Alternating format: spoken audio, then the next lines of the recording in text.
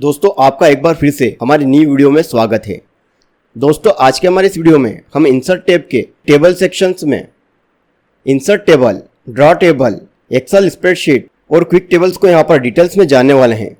तो दोस्तों आज का ये वीडियो आपके लिए बहुत ही ज़्यादा खास होने वाला है, इसलिए आप बिना स्किप किए इस वीडियो को लास्ट तक जरूर देखें।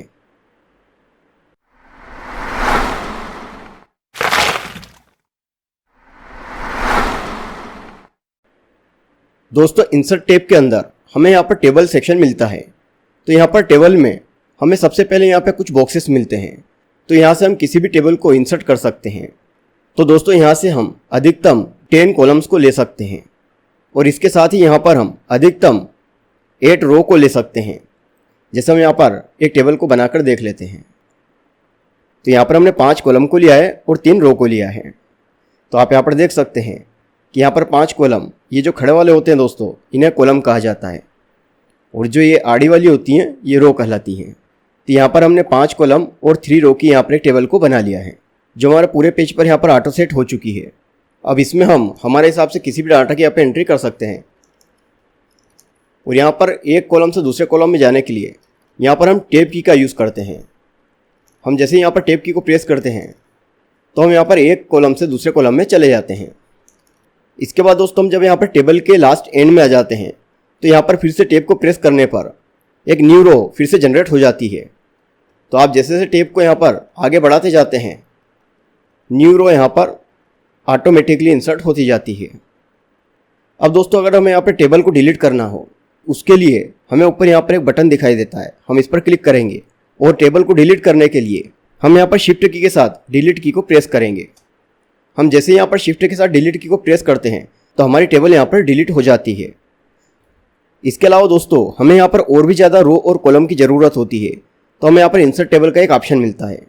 हम इस पर जैसे ही क्लिक करते हैं तो यहाँ पर एक डायलॉग बॉक्स ओपन हो जाता है।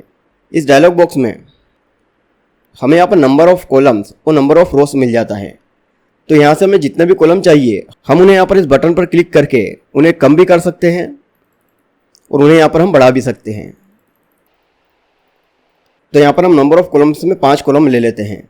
ठीक ऐसे ही दोस्तों हम यहाँ पर नंबर ऑफ़ रोस में यहाँ पर रो को इंसर्ट कर लेते हैं। हमें यहाँ पर जितनी भी रो चाहिए होती है उन्हें हम यहाँ पर इन बटन्स पर क्लिक करके यहाँ पर सेट कर सकते हैं। तो यहाँ पर हम 5 कॉलम को ले लेते हैं और यहाँ पर हम 3 रो को ले लेते हैं। लेकिन दोस्तों यहाँ पर अभी हमें 3 ऑप्शन मिल रहे हैं। पहला ऑप्शन अभी हमारा यहाँ पर चेक है, जो है फिक्स्ड कॉलम विड्थ का। इसके बाद दोस्तों यहाँ पर ऑटो फिट टू कंटेंट्स और ऑटो फिट टू विंडो, इन 2 ऑप्शन को भी हम यहाँ पर समझेंगे।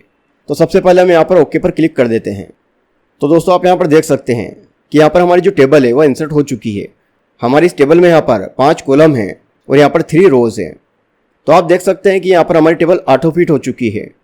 इसके बाद दोस्तों हम यहाँ पर सेकेंड ऑप्शन को भी यहाँ पर देख लेते हैं और यहाँ पर इस बार भी हम 5 तो कॉलम्स लेंगे और यहाँ पर 3 रो को ले लेंगे।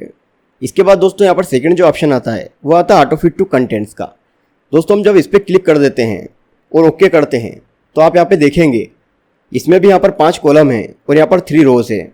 लेकिन यहाँ पर आपको टेबल बहुत छोटी दिख रही होगी, क्योंकि अभी हमने यहाँ पर ऑटो कंटेंट्स को सिलेक्ट किया है कि यहाँ पर हम जैसे किसी भी कंटेंट्स को लिखेंगे तो इन कॉलम की विड्थ उस कंटेंट के हिसाब से ऑटोमेटिकली ही एडजस्ट हो जाएगी।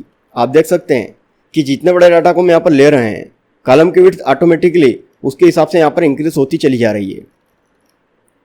तो यहाँ पर इस ऑप्शन में हमारे कंटेंट पर डिपेंड करता है कि यहाँ पर कॉलम की विड्थ क्या रहेगी। इसके साथ ही दोस्तों यहाँ पर हम थर्ड वाले ऑप्शन को भी देख लेते हैं। इस बार दोस्तों हम यहाँ पर कॉलम की संख्या थोड़ी ज़्यादा बढ़ा लेते हैं। हम यहाँ पर 12 कॉलम ले लेते हैं और रो में हम यहाँ पर 3 को सेट कर देते हैं और इस बार हम यहाँ पर ऑटो फिट टू विंडो को लेंगे। तो दोस्तों जैसे यहाँ पर ऑटो फिट टू कंटेंट्स था, तो यहाँ पर हमारे जो कंटेंट्स के हिसाब से हमारे जो कॉलम वहाँ पे ऑटो फिट हो रहे थे। अब यहाँ पर हमारी विंडो की जो भी साइज होगी तो उसके हिसाब से हम यहाँ पर चाहे जितने भी कॉलम ले लें वो ऑटो फिट यहाँ पर हो जाएंगे। जैसे भी हमने यहाँ पर 12 कॉलम को लिया है, हम यहाँ पर जैसे ओके पर क्लिक करेंगे तो यहाँ पर आप देख सकते हैं कि यहाँ पर जो हमारा 12 ही कॉलम है वो हमारी इस पूरी विंडो में यहाँ पर ऑटो फिट हो चुके हैं। तो इस तरह से दोस्तों हम यहाँ पर इन तीनों ऑप्शन का यूज़ कर सकते हैं। इसके बाद हम यहाँ पर अगले ऑप्शन को देख लेते हैं। तो दोस्तों हमें यहाँ पर जो अगला ऑप्शन मिल रहा है वो है ड्रॉ टेबल का। तो दोस्तों अभी तक हमने यहाँ पर जो टेबल को बनाया है उनके लिए हमने यहाँ पर कॉलम और रो को इंसर्ट किया है, लेकिन यहाँ से हम हमारे हिसाब से जैसे भी टेबल को हमें ड्रॉ करना है हम उसे यहाँ पर ड्रॉ कर सकते हैं। तो दोस्तों इसके लिए माउस के लेफ्ट बटन को प्रेस करके रखना है और हमें फिर इसे यहाँ पर ड्रैग करना है और हमें इसे यहाँ पर छोड़ देना है। तो आप यहाँ पर देख सकते हैं कि हम हमारे हिसाब से मैन्युअली यहाँ पर टेबल को बना सकते हैं।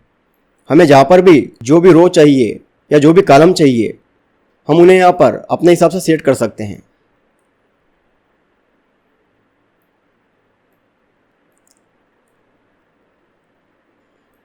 तो दोस्तों हमारी जैसी रिक्वायरमेंट होती है हम ड्रा टेबल से वैसी टेबल को यहाँ पर ड्रॉ कर सकते हैं।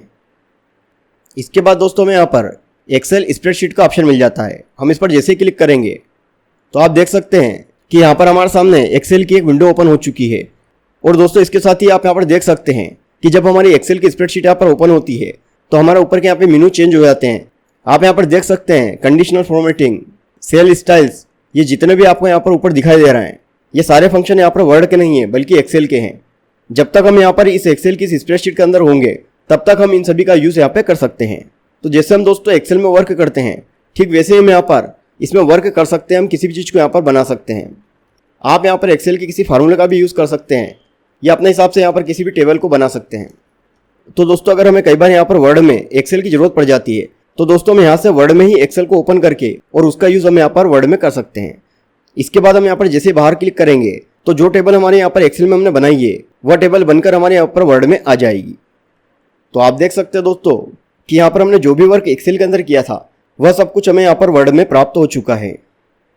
इसके बाद दोस्तों यहाँ पर अगला ऑप्शन हमें मिलता है क्विक टेबल्स का। तो दोस्तों हमें यहाँ पर टेबल के कई सारे बने हुए फॉर्मेट ऑटोमेटिकली मिलते हैं। हम यहाँ से किसी भी फॉर्मेट को डायरेक्ट यहाँ से ले सकते हैं। जैसे हम यहाँ पर इस टेबल को यहाँ पर ले लेते हैं तो आप देख सकते हैं कि यहाँ पर ये टेबल बनके हमारे सामने आ चुकी है। अब इनमें हम यहाँ पर केवल डाटा को चेंज करके और इस बनी हुई टेबल का यहाँ पर डायरेक्ट यूज़ कर सकते हैं।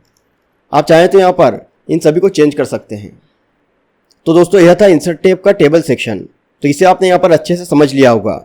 दोस्तों अगर आपको यह वीडियो पसंद आया हो तो हमें सपोर्ट करने के लिए इस वीडियो को लाइक और हमारे चैनल को सब्सक्राइब जरूर कीजिए ताकि हमारे आने वाले सभी वीडियोस की जानकारी सबसे पहले आप तक पहुंच सके।